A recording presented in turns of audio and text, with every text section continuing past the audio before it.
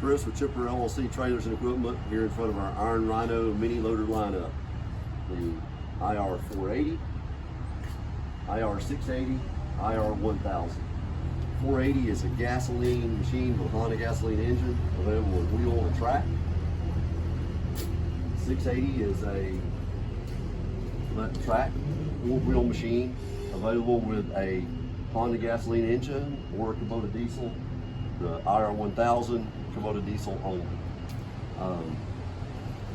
We're going to compare these machines up against kind of an industry standard, people familiar with the Dingo TX525 and conversely the gas version of it, which is the 427.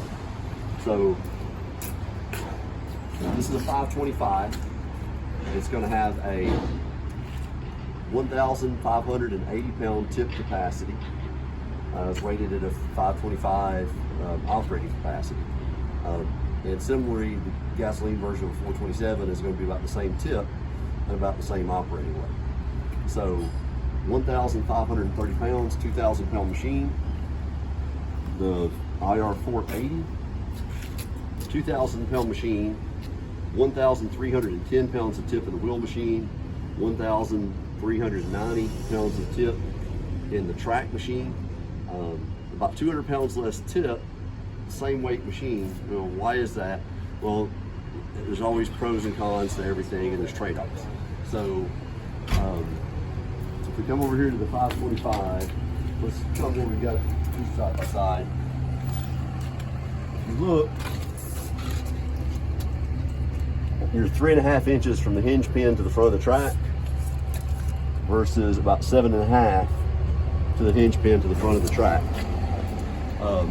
That going further out is going to give you less lift, but going further out is going to let you go higher.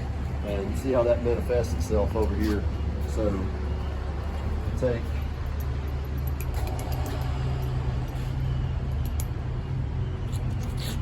from the hinge pin at max lift, you're about 6 inches out, and you're looking at about a 65 inch hinge pin height. And come over here,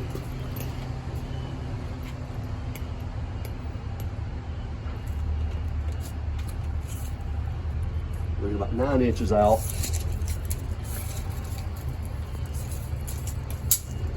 and 73.5 inches. So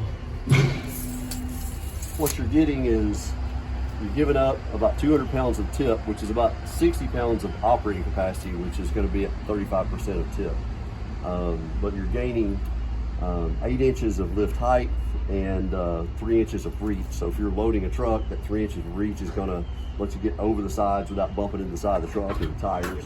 And then you can physically see the height difference here of these at max lift. So choosing the machine, one of the things that would come to mind is, you know, if you're not lifting high and you need max lift, and you can get a little bit more lift. If the extra height will do you good, you can give up a few pounds, then this is the machine. Also, the other advantages of this machine are going to be, it's going to have a lower entry price. It's going to cost you less to get into. It's easier to work on, and parts are less. And that easy to work on, you can see that right here. I mean, every hydraulic line on this machine, except for like right where it goes into the drive motor, is all accessible. So access to the pump is very easy. Motor, battery, got a swing out radiator. So that one's open, this one's closed. So we'll go through the, let's talk about the other one more right here at the front. 32.5 inch wide on 8 inch tracks. 32.5 inch wide, but to do it, you had to go to a 6 inch track. So they're both going to get in that 32.5 width. This one can just do it and still be with a wider track. And if you kind of look at the ground clearance, you got a little bit better ground clearance on the 480. As far as you're talking about 4.5 inches there, and then you know, that's underneath the bar there. It's about 6, so it's about 1.5 inches more ground clearance. Toro does make a wide track version where you get a 9.5 inch track, but you have to go to 42 inches wide. So the Toro, you have to go to the width, and then he's just kind of showing this machine's gonna be a little bit more packed in as far as working on it. And that's another caused by bringing the loader arm closer and all this. This kind of limits how much of this compartment you can use. So you'll notice on the IR480, the compartment is all the way up to here in use, and a little tighter, a little harder to work on. That extra reach of the arms coming out allows you to utilize more of the compartment space. So other advantages are K-strain standard. So if you run a mower or anything that requires a 3-hose hookup where it has to bleed off like a rotary mower, you have a K-strain standard. Fold-up rider platform is standard. Tested and provided standard with counterweights. LED headlights. Electric over hydraulic joystick, and then your loader arm functions are also, it's a arms only joystick machine. That's gonna be the same across both. So this machine is gonna be a much lower operating cost with some advantages to it.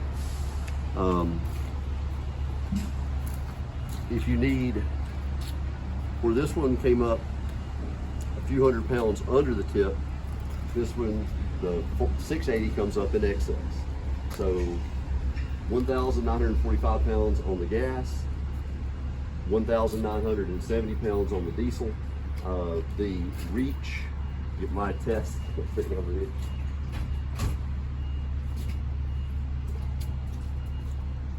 Similarly, again, on the reach, you're going to excel in the reach department. Again, you got about 10 inches of reach, so you're going to be able to go out a little more. And then again,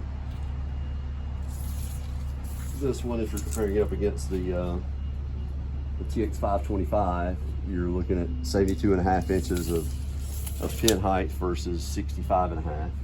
So it excels in reach and in height, and in the case of the 680, also in lift capacity.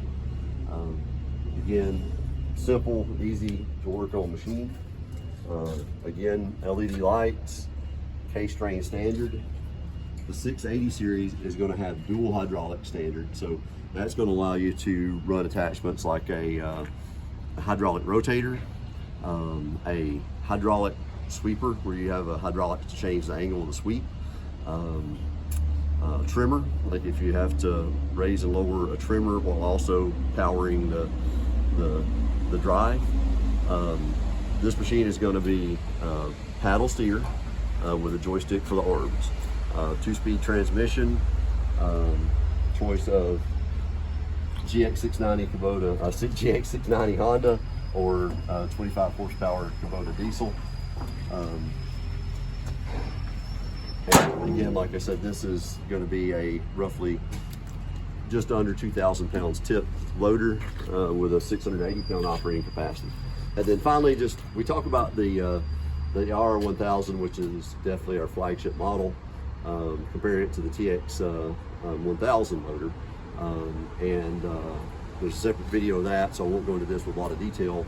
But again, low operating cost, ease of maintenance, and this is in excess of 1,000 operating capacity at 35%, and 3,190 pounds of tip. All these loaders, specs, all that's going to be available on our website at chipperllcsales.com. But anyway, I hope this video gives you a little bit of perspective into, when you're seeing a similar weight machine with higher lift capacity or lower lift capacity, a lot of times if you actually look at the lift heights, you're going to see it really comes down to how tight is that attachment plate to the front of the machine. If you're keeping it tight, you can have a lighter machine lift more weight, but you can't lift it as high. And conversely, that one with the longer reach is, yeah, it's going to have a little bit less lift capacity, but it's going to lift it higher. But one of the things that we like to do here is we like to have a broad range of manufacturers and equipment, so that, you know, if you come to us looking for something, we can sit down, you know, we'll do our best to use our knowledge in the industry to educate you and help you find the right machine for your job, whether it's a you know, a track loader, a wheel loader, a skid style, or whether it's articulating or excavator, whatever it might be. Thanks for watching.